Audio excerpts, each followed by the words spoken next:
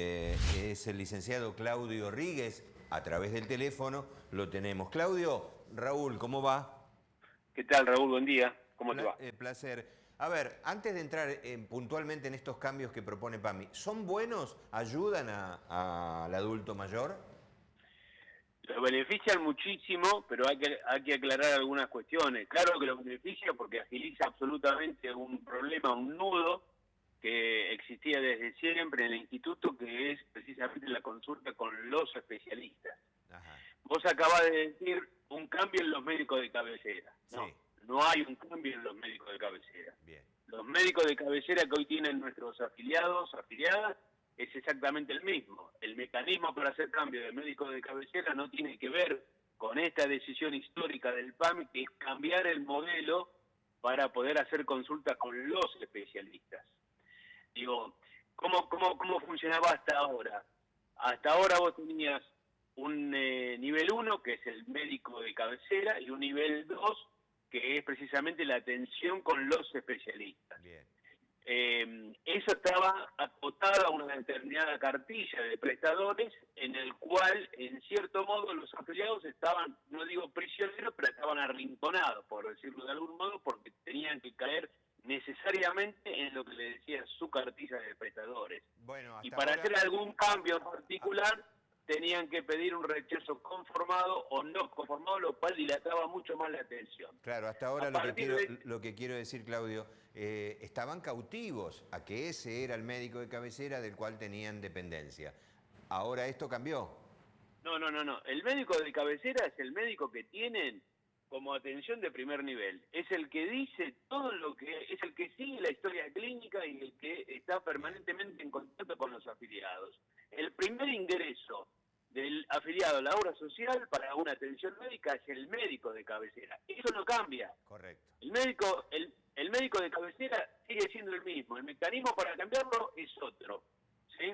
Lo que sí cambia es la atención con los médicos especialistas. Bien. Esto es, los cardiólogos, los traumatólogos, el tema de el diagnóstico por imágenes, los diabetólogos, los dermatólogos, que son todas las cuestiones, digamos, centrales, que cuando uno va al médico de cabecera, el médico le dice, bueno, mira, tengo un pequeño dolor en el pecho, tuve un poquito de presión alta. Bueno, anda a hacerte un electrocardiograma. Cuando el médico de cabecera indica ese electrocardiograma, ahí empieza el calvario, o empezaba el calvario, mejor dicho, de nuestros afiliados y afiliadas. ¿Por qué? Porque para hacerse un electrocardiograma capaz que estaban, porque había una demora bastante importante, y ellos no tenían la posibilidad de elección y tenían que caer en el prestador que tenían asignado, una demora de por ahí 60 o 90 días o quizás más para hacerse un electrocardiograma. Esta decisión histórica de las autoridades del PAMI, de Mona Volnovich y de la gerencia médica, lo que ha hecho es poner blanco sobre negro. Entonces el afiliado ahora va a seguir siendo a su médico de cabecera, pero cuando le recete el electrocardiograma, va a tener la posibilidad de hacer una libre elección entre la cantidad de especialistas que tiene el PAMI. ¿Entendió? Pero clarísimo. Ahora... Entonces, perdón, agiliza muchísimo la atención del afiliado y además le saca una gran preocupación. Yo recuerdo siempre, y lo hemos hablado con vos, y esto es algo que, digamos, todos aquellos que tenemos historia en el PAMI, digamos, sabemos que es perfectamente así.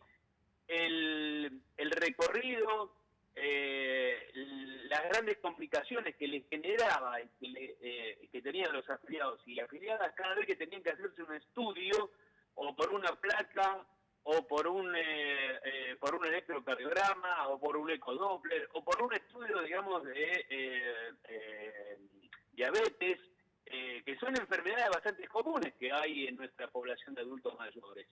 Bueno, eso era una demora intensísima, porque además, una vez que tenían...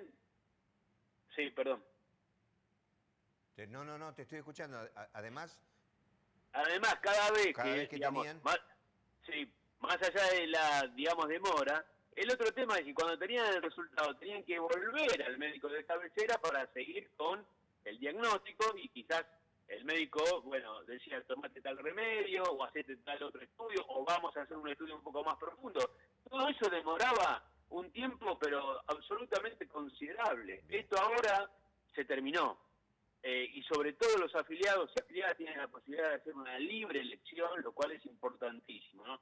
Y también el PAMI, obviamente con esto el PAMI va a pagar por lo que efectivamente el prestador presta. Digo, no, como antes que el prestador decía, bueno, hice 14.000 electrocardiogramas y eso era de difícil comprobación y uno terminaba pagándole eso, con lo cual también van a aumentar todo el esquema de auditorías. Así que me parece una decisión histórica, excelente, y que sobre todo agiliza la atención médica de nuestros afiliados. Además me parece, como hemos charlado cuando estabas al frente de PAMI Morón, el allanar el camino al adulto mayor, digo, el hacerle la cosa más fácil, más directa, más llana, más sencilla, ¿no? Por ese lado debe ir. Y si esto ayuda en la espera de un especialista para que haga un estudio de tal forma, tanto tiempo, ahora tiene la posibilidad de elegir. Bueno, esta modificación entonces ya entró en vigencia. Surgen dudas que tienen que ver con mi relación con los médicos, con el Colegio de Médicos. ¿Están convocando a más profesionales? ¿Están necesitando más médicos? Claro, seguramente, digamos, esto lo que va a hacer es ampliar la oferta, digamos, de los profesionales médicos que va a tener el PAMI.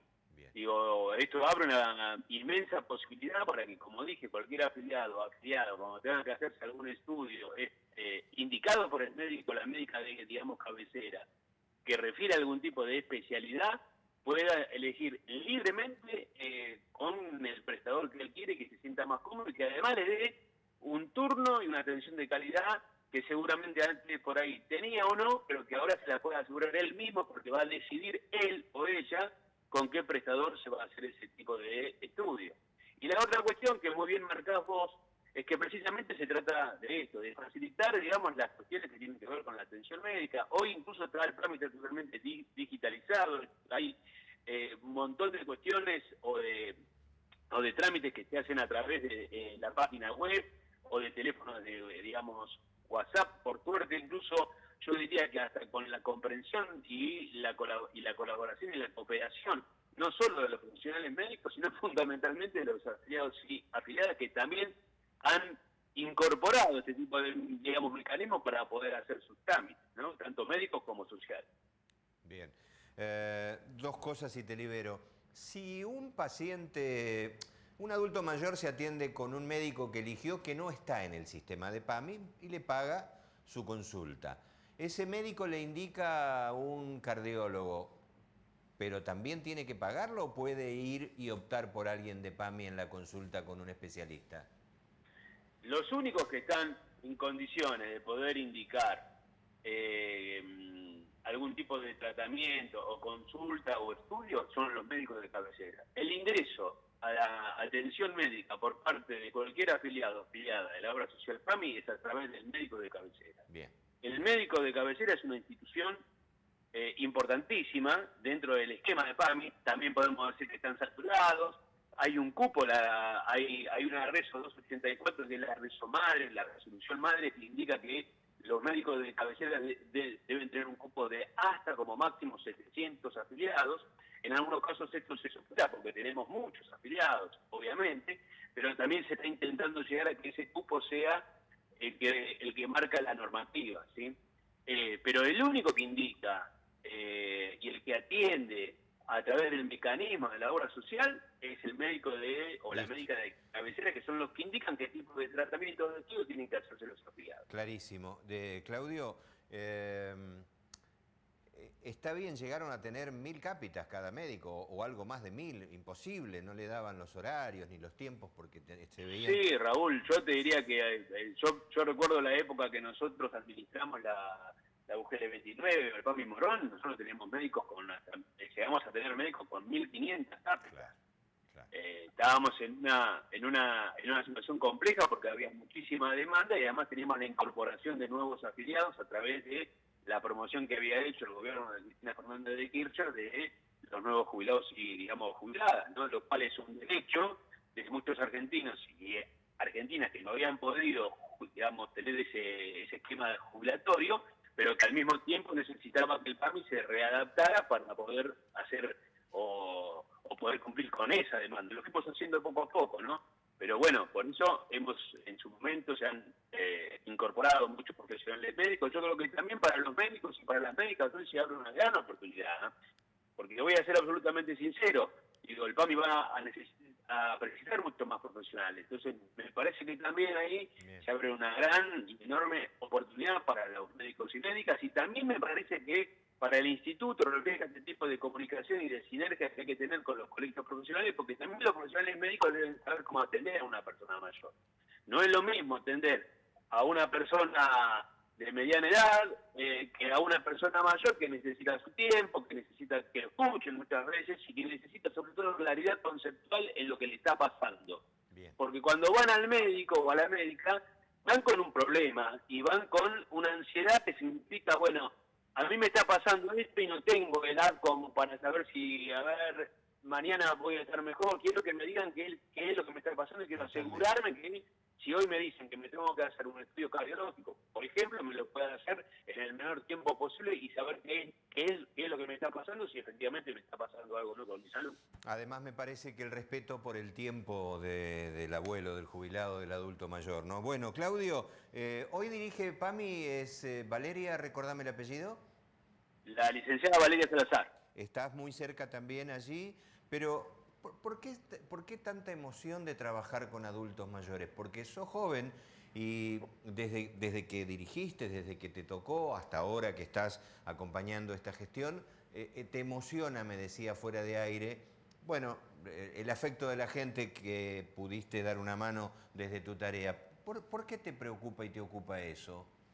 Bueno, yo creo que tiene que ver con muchas cuestiones, pero hay una cuestión fundamental que es la gratificación y la gratitud que tiene el colectivo de personas mayores. Digo, vos pensás, como siempre se ha dicho, que hoy en el mundo, a través de los cánones internacionales, una persona mayor es considerada que es una persona mayor a partir de los 60 años.